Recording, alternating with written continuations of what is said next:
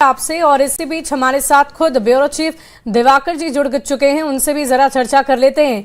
JDU के इस list को दिवाकर जी आप कैसे देख रहे हैं? इसमें क्या परिवर्तन नजर आ रहे हैं और क्या सोच समझकर क्या किस आधार पर इस नई लिस्ट को तैयार किया गया है? देखिए, जेडीयू का लिस्ट देखने के बाद सबसे बड़ी खबर यह है कि नीतीश कुमार के बेटे निशांत जो है शामिल हैं और वो मंत्रिमंडल का हिस्सा बनेंगे। दूसरी खबर यह है कि सामाजिक समीकरणों को जिस तरीके से जेडीयू साधती रही है उसको साधने की कोशिश की गई है। जातीय समीकरणों को साधने का संतुलन बनाया गया है। श्रवण कुमार जो नालंदा से आते हैं और लव कुश का जो समीकरण बना था उसमें नीतीश कुमार के पुराने साथी हैं, वो मौजूद रहेंगे मंत्रिमंडल में। अशोक चौधरी जो दलित समुदाय से प्रतिनिधित्व करते हैं तो और पुराने सहयोगी हैं नीतीश कुमार के, तो उनको भी शामिल किया गया है।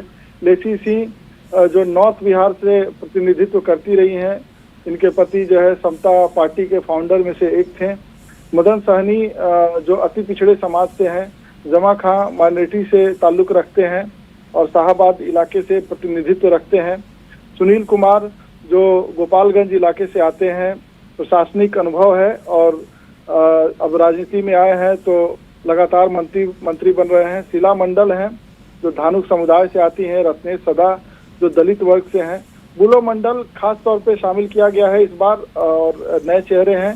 बुलो मंडल जो अंग क्षेत्र से आते हैं, भागलपुर में और बांका क्षेत्र में गंगोता की अच्छी खासी आबादी है, तो गंगोता को साधने के लिए गंगोता जाति के नेता के तौर पे बुलो मंडल ने काफी लोकप्रियता हासिल की है और एक बार उन्होंने शाहनवाज हुसैन को भी लोकसभा चुनाव हराया था।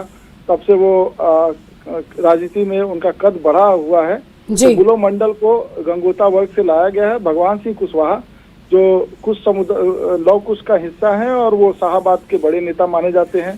दामोदर राउत जो है उनको भी शामिल किया गया है। पहले भी दामोदर राउत मंत्री रहे हैं नीतीश कुमार के पुरानी सरकारों में। तो अब ये जो 2-3 चेहरे हैं वो नए चेहरे हैं और निशांत कुमार, सबसे बड़ी खबर है कि निशांत कुमार मंत्रिमंडल का हिस्सा बनने जा रहे हैं। वाकई निशांत की अगर जिम्मेदारी की बात करें दिवाकर जी, तो कोई महत्वपूर्ण विभाग, कोई महत्वपूर्ण जिम्मेदारी जरूर उन्हें दी जा सकती है। जी बिल्कुल, निशांत कुमार जब सरकार में उनकी मौजूदगी होगी तो उनकी पकड़ भी मजबूत रहेगी और नीतीश कुमार के मार्गदर्शन में ये सरकार तो काम करेगी ही। निशांत कुमार से भी एक मैसेज देने की कोशिश होगी उस काडर को, उस वोट बैंक को, कि निशांत कुमार की मौजूदगी सरकार में मजबूत है और निशांत कुमार सरकार में शामिल हुए हैं तो उनकी हैसियत भी बड़ी होगी। दिवाकर जी, हम आपसे ये जानना चाहेंगे कि आखिर निशांत को मंत्रिमंडल में शामिल करना इतना जरूरी जेडीयू के लिए क्यों हो गया था? क्योंकि पहले भी उन्हें डिप्टी सीएम के तौर पर पोस्ट देने की कोशिश की गई, नियुक्त करने की कोशिश की गई। हालांकि निशांत ने बार बार इनकार भी किया, लेकिन इनकार के बावजूद भले ही ललन सिंह के मनाने पर वो स्वीकार कर चुके हैं, लेकिन आखिर इसकी क्या वजह हो सकती है जेडीयू के लिए? देखिए, जब राजनीतिक गलियारों में ये सवाल किया जाता है कि नीतीश कुमार के बाद क्या होगा, तो उस सवाल का जवाब जो है निशांत कुमार है। और नीतीश कुमार केंद्रित जेडीयू की राजनीतिक जिम्मेदारियों को, राजनीतिक भविष्य को अगर कोई सेटिस्फाई कर सकता है तो वो निशांत कुमार कर सकते हैं। तो कार्यकर्ताओं में भी और जो नेता हैं जेडीयू के, वो ये चाहते थे कि नीतीश कुमार के बाद निशांत कुमार राजनीति में सक्रिय हों। पहले वो राजनीतिक सक्रियता उन्होंने बढ़ाई। अब सरकार में शामिल कराने को लेकर जेडीयू के सभी वरिष्ठ नेताओं ने जो मुहिम शुरू की थी, जो पहल शुरू की थी, उस पर मान गए हैं निशांत कुमार। तो जेडीयू के भविष्य से जोड़कर देखा जाना चाहिए कि नीतीश कुमार के बाद कौन होंगे।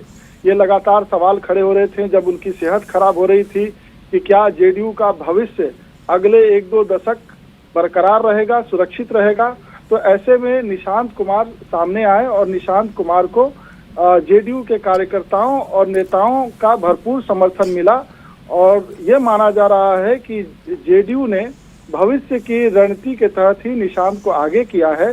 ताकि पार्टी का भविष्य सुरक्षित रहे। जी वाकई दिवाकर जी, अगर हम जेडीयू की बात करें तो भले ही इन दिनों कार्यकर्ताओं में थोड़ी निराशा थी, क्योंकि उनके नेता बिहार के मुख्यमंत्री रह चुके नीतीश कुमार पार्टी माफ कीजिएगा एक महत्वपूर्ण पद को छोड़ा उन्होंने, और उसके बाद वो अब पार्टी से बाहर एक दूसरी भूमिका में नजर आ रहे हैं।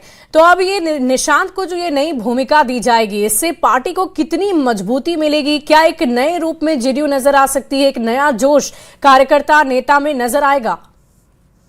निस्संदेह नीतीश कुमार करीब 2 दशकों तक बिहार की कमान संभालते रहे, मुखिया के तौर पे सरकार में सरकार की अगुवाई करते रहे, चाहे महागठबंधन की सरकार बने चाहे एनडीए की सरकार बने, नीतीश कुमार ही मुख्यमंत्री रहे, ड्राइविंग सीट पर नीतीश कुमार रहे। तो ऐसे में नीतीश कुमार ने ये फैसला लिया कि मुख्यमंत्री पद से वो हटेंगे, राज्यसभा जाएंगे। तो अब ये सवाल खड़ा हुआ कि नीतीश कुमार नहीं होंगे तो एनडीए जो है वो किस तरीके से एकजुट रहेगी, जेडीयू का भविष्य कैसे, राजनीतिक भविष्य कैसे संवरेगा, सुरक्षित रहेगा। तो उस कड़ी में निशांत को आगे लाया गया है। और राजनीतिक इतिहास को अगर देखें तो कई ऐसे पिता पुत्र की जोड़ी रही है जिन्होंने अपनी राजनीतिक छाप छोड़ी है। पिता का जो कद रहा, भविष्य में बेटे का भी कद उसके जैसा ही दिखा। अगर पड़ोसी राज्य उड़ीसा की बात करें तो बीजू पटनायक बड़े सोशलिस्ट लीडर हुआ करते थे। उनके बेटे नवीन पटनायक ने करीब 2 दशक तक उड़ीसा की राजनीति में अपनी धमक बना के रखी।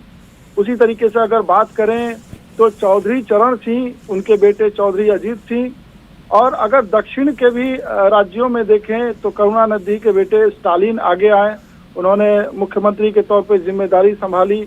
जगन मोहन रेड्डी का जिक्र होता है, वाईएसआर के बेटे थे।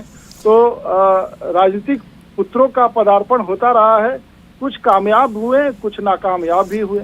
वाकई दिवाकर जी, एक पहले से ही राजनीति में ऐसा नजर आता रहा है कि पिता के बाद पुत्र जिम्मेदारियों को संभालते हैं, और उसके बाद उस जिम्मेदारी को कितने बेहतर ढंग से निशांत संभाल पाते हैं, ये देखने वाली बात होगी।